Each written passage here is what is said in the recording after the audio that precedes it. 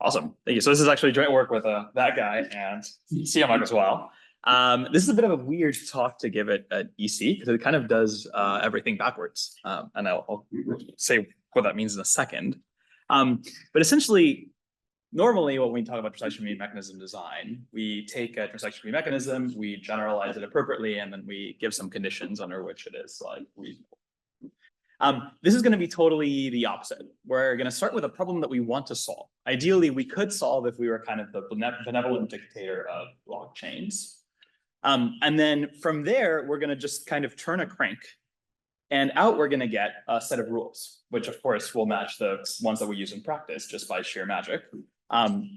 But the point is, kind of as a framework, what we want is we state the thing we want in the first place, no, not the conditions, but the actual problem we want to solve, and then do a bunch of mechanical steps to end with a set of rules which seem reasonable in practice, and then indeed as we can leverage the tools of online convex optimization to get out a set of rules which we can prove are in some sense optimal. And this kind of comes for free, right? So the main point here is that the only magic is in formulating the problem, and the rest is all rather kind of direct consequences there. Okay, so I guess with that, let's actually start with the optimization problem. So at a high level, when we talk about transaction fee mechanism design, what are we doing? We are pricing resource consumption. And so in this case, we're actually going to price transactions will consume many resources, not just one. In this case, we will assume that every transaction consumes m possible resources. And we specify that as a vector. So transaction J specifies a vector AJ of consumption, such that, for example, the first entry of AJ says how much does transaction J use of the first resource. As a matter of notation, we're going to stack these into the columns of some matrix A. So A1 specifies the utilizations of the first transaction all the way to AN. And then we're going to specify a Boolean vector. So this is a vector whose entries are either 0 or 1, which says, look, if your transaction landed in the block, then great. That, xj, so if transaction J landed in a block, xj is going to be 1. And if it did not, it's going to be 0. This lets us write the total utilization or the block's resource consumption is a pretty easy kind of matrix vector product, which is just A times X. Okay. The second thing is that we're going to talk about, we need two more kind of things, right? First, we need to talk about the loss. What does it mean when kind of, a block uses a certain total amount of resources? So how does that affect the network? To do that, a designer, I guess, to specify some loss, which we're going to call, \L. So L of Y will be the loss suffered by the network for including transactions in the block, transactions given by X in the given block. And that's depends only on the total resource consumption or utilization of the block. So again, L is set by the network designer, and L is often set by something very simple. It says, look, in Ethereum, I have a target utilization of gas. It can't be more than 15 million gas, for example. So L in this case, and as we'll see results in kind of EIP 5059, is something very silly. It says, my loss is 0 whenever my gas utilization is below 15 million, and plus positive infinity if it is above, right? In some sense, that is a target that says, I would like to meet this target. I would prefer not to go above it. Anything below that, perfectly fine. Okay. Last but not least, we're going to set kind of S to be the set of allowable transactions. This is a set that actually we don't necessarily know, but it says here are any set of transactions which lands in a block to be valid must lie in this set S, right? I won't talk too much about this, but just think about it as kind of constraints that are set by either MEV or external actors or things like that, which say, look, for example, 2 simultaneous transactions cannot land in this particular block. Okay. Finally, we have kind of the block. Oops, sorry, I really forgot to say one more thing, which is every transaction has a welfare. So if the transaction lands in the block, then, for example, transaction J lands in the block, then everybody receives some welfare QJ. When I say everybody, I mean some external actors in this case, which will be the block builders and the block producers and the users, kind of all together as one whole. Okay, so now we can write the block building problem, right? It's pretty simple. What does it say? It says, great. What do we want to do? Well, we want to maximize, everybody's utility, right? Maximize the included transactions minus the loss suffered by the network, right? Subject to kind of the obvious constraints, which says, great, your utilization is a better map to whatever transactions were included in the block. And then the last thing is, it essentially says, look, you're also not only allowed to include transactions in a block, you're also allowed to include them, spread out across a number of blocks. So if xi, for example, in this case, note that we lie a convex form of S, not S. So if xi is 1/3, it says, I would prefer to split this transaction across 3 blocks. Another way of seeing it is you can view this as a probabilistic algorithm that says, cool, you're able to pick that transaction and it lies in the block with probability 1/3. Okay, so this is the problem that we wish we could solve, right? Like if we knew the utilities for everybody, if we knew this very complicated set S, if we could even solve this problem, just a convex problem if L is convex, right? We wish we could solve this problem because it will tell us exactly the welfare maximizing transactions that we should include in the blockchain. Of course, the problem is, first of all, that thing is not necessarily measurable. S is potentially very complicated or exponential. We have no idea how to solve that problem, right? So while it's convex and we have all of the convexity properties that we want, we cannot actually solve this problem. So here is where our friend, the dual, is going to come in. So what we're going to get is, again, so from here we've set up the problem. The rest is actually going to be purely a mechanical set of things that we're going to do. We're going to take the dual, and then we're simply going to show that we can actually optimize that dual, and that in particular will result in a solution to the original problem. Okay, so this is standard tool and optimization. If you're not familiar with it, I won't go too much into it, unfortunately, but you're free to read the paper.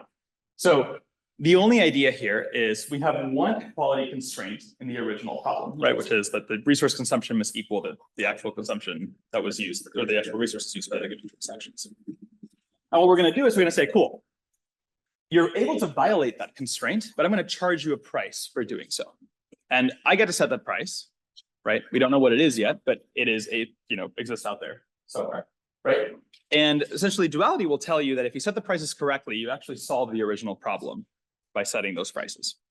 Okay, so to see this, what happens? Every price P has a corresponding optimization problem here at the bottom, okay? This is the objective value of that optimization problem. It's going to be some number, right? And I'm going to define a function which says for every P, for every price P, you're going to get some solution to the problem. That solution is going to have some objective value. And that's going to be G of P. Okay. So I'm going to this is just writing what G of P is based on the previous statements, but I'll define what these terms mean in a second. I'll give you a kind of high level intuition for it. I also did a sleight of hand here, which I won't say, but if anybody catches it, you should ask me about it after. Okay. So the main point here and what duality tells you is minimizing this dual function G of P over the prices P actually solves the original problem, right? That's a very deep statement, by the way. All we're saying is if we pick the prices appropriately by minimizing G, we have solved the original problem that we wanted to solve, right? Which is this potentially very complicated and very difficult problem. Okay, so let's interpret this kind of dual function, right? It splits off into 2 terms. The first term is rather silly. It's, we know our loss function L. We can actually compute the first term in closed form almost always. So we can kind of ignore that as being a thing that's given to us. The second term is the most important. Okay, so if you see, right, we have Q minus A transpose P. And the interpretation of that is the welfare minus the prices I charge for each transaction, given their utilization of the different resources, right? And all it says is, okay, over all possible sets of transactions that can fit in a block, please tell me the one which maximizes welfare minus the cost. So, okay.